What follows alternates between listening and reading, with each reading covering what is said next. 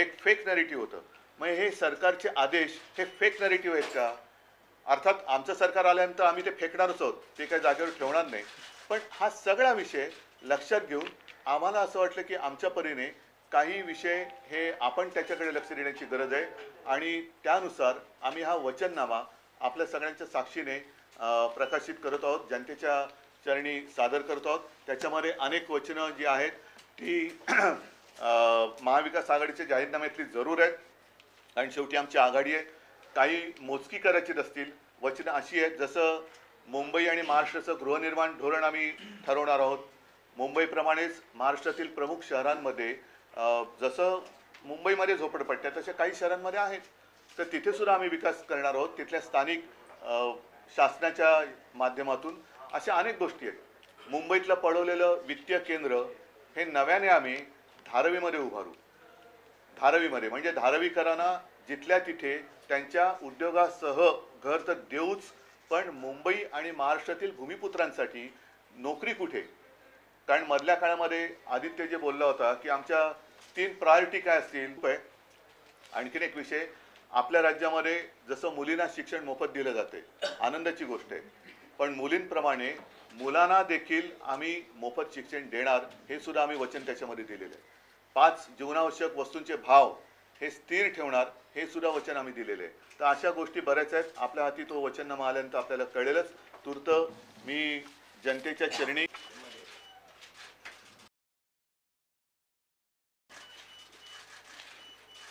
तो छोटा कुठे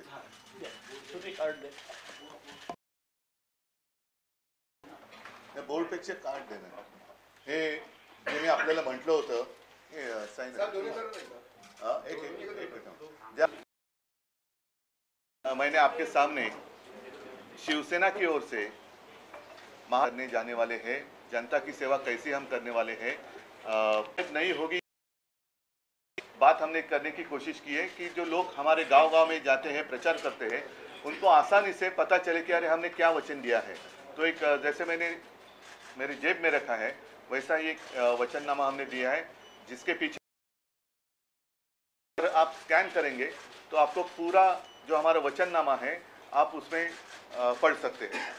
इसमें जो जानकारी हमने दिए हैं, ये तो बात सही है कि बहुत सारी चीज़ें महाविकास आघाड़ी का जो मैनिफेस्टो है उसमें जो आई है वही हमने दी है, लेकिन साथ ही साथ कुछ अलग बातें जिसके ऊपर हमें ऐसे लगा कि ध्यान देने की विकास आघाड़ी में हमने हमारा वचननामा जनता के चरण में सादर किया था.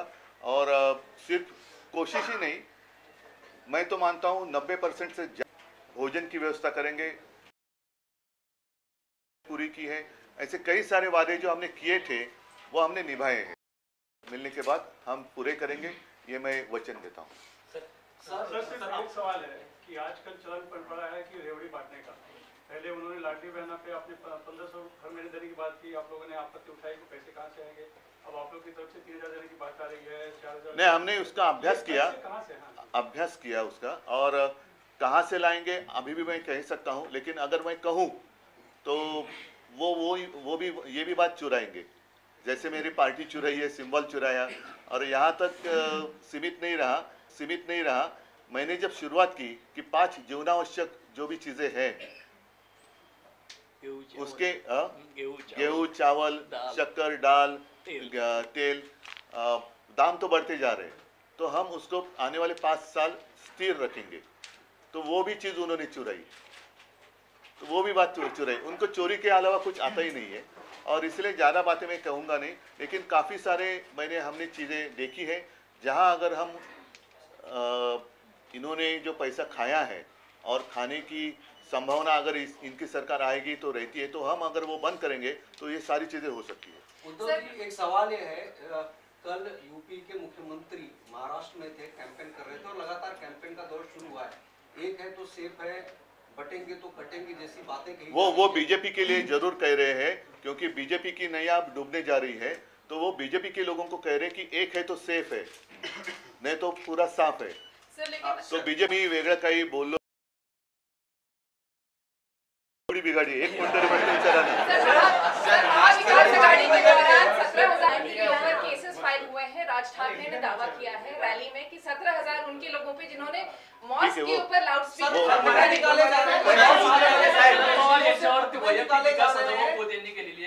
नाही, मला आता त्याच्यामध्ये जायचं नाही, कारण सभा आहे, त्या सभेमध्ये मी उत्तर देईन.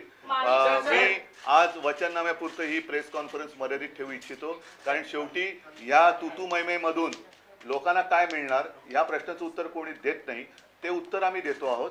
बाकी तर ही तुतुमैमे निवडणुका येत किंवा न येत, तुम्ही जर का ऐकलं असेल की 15 लाख रुपये येणार होते, उत्पन्न दुप्पट होणार होतं, तर आजपर्यंत ते जे काही करू शकले नाहीत, तर आता कसे काय करू शकणार? आता कसे काय करू शकणार? आणि तुम्ही आपने जो बात कही थी रेवड़ी, तो वो जो बातें थी वो तो रेवड़ी ही थी ना. बाद में पता चला कि वो सारे जुमले थे. अच्छे दिन आएंगे, कब आएंगे? ये जाएंगे तो आएंगे.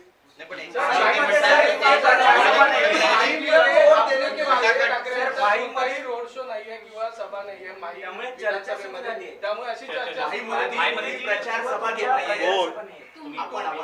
मला आवश्यकता नाही. माहीम हा माझा आहे. नाही, असं म्हणलं- माहीम हा माझा आहे. माहीम हा शिवसेनेचा मतदारसंघ आहे. त्याच्यामुळे तसं बघितलं तर मुंबईमध्ये कालची सभा झाली आणि 17ची सभा. या अलीकडे पलीकडे मी मुंबईच्या बाहेरच आहे, कारण मुंबईकरांवरती माझा विश्वास आहे, माझ्यावरती मुंबईकरांचा विश्वास आहे, महाराष्ट्राचा माझ्यावरती विश्वास आहे. पण तरी देखील मी त्यांच्या सगळ्यांच्या दर्शनाला आणि आशीर्वाद घ्यायला मी जातोय. तर असं काही नाही की एके ठिकाणी गेलो आणि एके ठिकाणी नाही गेलो म्हणजे मी लक्ष देतो आणि दुर्लक्ष करतोय.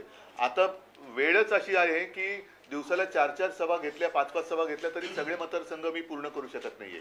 आणि मधला प्रवासाचा काळ जर का पाहिला तर आणि पुन्हा दिवसाच्या उन्हाच्या वेळा, तर 4 सभेच्या वरती जास्त सभा होतील असं मला वाटत नाही. पण शिवाजी पार्कमध्ये सभा होत होती. शिवाजी पार्कमध्ये शेवटची सभा होत होती, पण आता BDC मध्ये- शिवाजी पार्कला एक आहे की तारीख येते 17 नोव्हेंबर. आम्ही परवानगी मागितलेली आहे. याचं कारण एक तर निवडणुकीचा शेवटची ती संध्याकाळ आहे. दुसरा अत्यंत महत्त्वाचा विषय म्हणजे 17 नोव्हेंबर हा शिवसेना प्रमुखांचा एक स्मरण दिन असतो. त्या दिवशी लाखो शिवसैनिक तिथे येत असतात आणि ते याही वर्षी येणार. याही वर्षी लाखो शिवसैनिक तिकडे येणार. त्याच्यामुळे आम्ही निवडणूक आयोगाला सांगतो आहोत, पोलिसांना सांगतो आहोत की तिथे केवळ तुमच्या आडमुठेपणामुळे संघर्ष होऊ देऊ नका. सगळे शिवसैनिक तिकडे येणारच आहेत, तुम्ही त्यांना अडूच शकत नाही. त्याला काही निवडणूक आचारसंहिता लागू शकत नाही, कोणी लावू शकत नाही. सर्व शिवसैनिक तिकडे येणार. त्याच्यामुळे कुठेही संघर्षाची ठिणगी पडू द्यायची नसेल. तर आम्ही जी मागणी केलेली आहे की 17 तारखेला शिवाजी पार्क हे शिवसेनेच्या सभेसाठी मिळावं, हे त्यांनी मान्य करायला पाहिजे. सेविकांचा देखील उल्लेख केलाय. त्याचा प्रश्न गेली अनेक वर्ष प्रलंबित हो, आहे. हो. तर मग आता वचन तुमचं सरकार तर काय नेमकं त्यांना आता ऐका, आता म्हणून काय ह्या 5 किंवा किती 10 गोष्टी आहेत, ह्या बोलण्यासाठी तुम्हाला सांगण्यासाठी दिल्या आहेत. त्याचं सविस्तर आहे ते पाठी दिलेलं आहे. मात्र कदाचित त्याच्यात सुद्धा काही गोष्टी सविस्तर नसतील. पण आशा आणि अंगणवाडी सेविकांकडे सरकार कोणतेही असो, माझं सरकार असताना मला असं वाटतं मी प्रयत्न केला होता, कारण लॉकडाऊन होता. लॉकडाऊनच्या काळात सुद्धा या सगळ्या भगिनींनी खूप जीवावर उदारून काम केलेलं आहे. मग ती घरोघरी जाऊन तपासणी करणं असेल, काही असो, तर त्यांना आत्तापर्यंत नुसतं त्यांच्या सेवेचा वापर करून घेतला. तुम्हाला कल्पना असेल की 14 ते 19 काळात त्यांच्यावरती एक जीवघेणा कायदा पण लावला होता, ज्याला शिवसेनेने विरोध केला म्हणून तो कायदा मागे घेतला गेला. तर आता पहिल्या प्रथम त्यांना आम्ही मानधनामध्ये वाढ करून देऊ. त्यांच्या अनेक गोष्टी आहेत, जसं पाटील साहेब त्यांचं नेतृत्व करतात. मी देखील त्यांनी ज्या ज्या वेळेला गेलेलो आहे त्या त्या वेळेला काही गोष्टी मला सांगितल्या. साहजिकच आहे, सर्व गोष्टी ह्या 4 पानात आणू शकत नाही.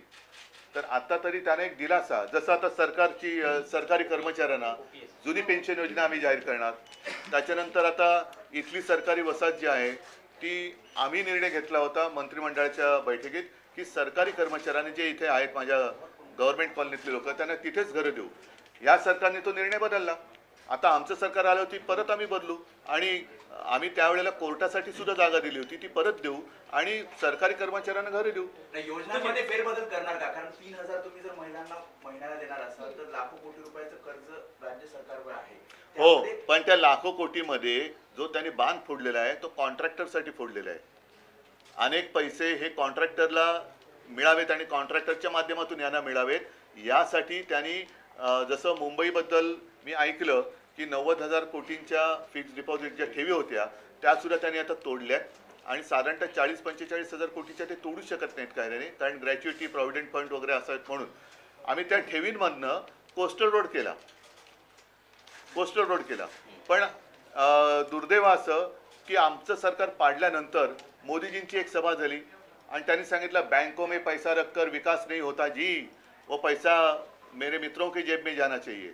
तर तो सगळा पैसा रस्त्याची बेसुमार कामं काढली, मेट्रोची कामं काढली, म्हणजे नियोजन शून्य विकास.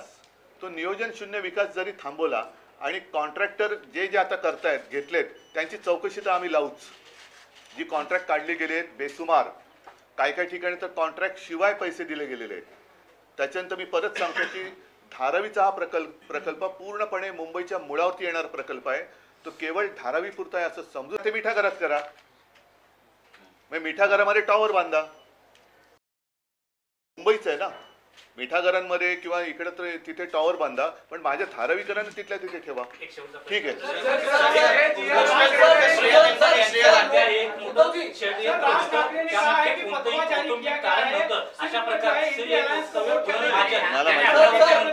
मला माहिती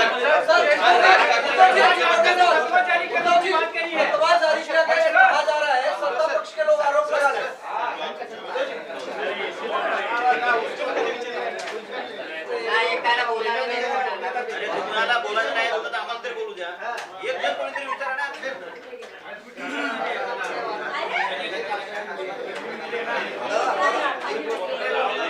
एक विचारत नाही किंवा 10,000